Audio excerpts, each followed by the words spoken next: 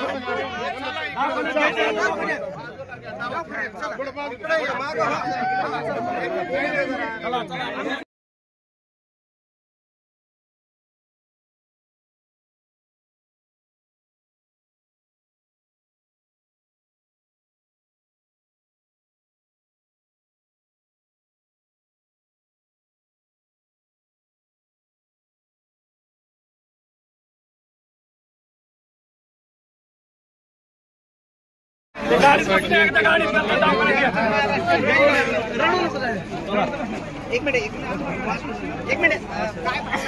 जाऊ दे।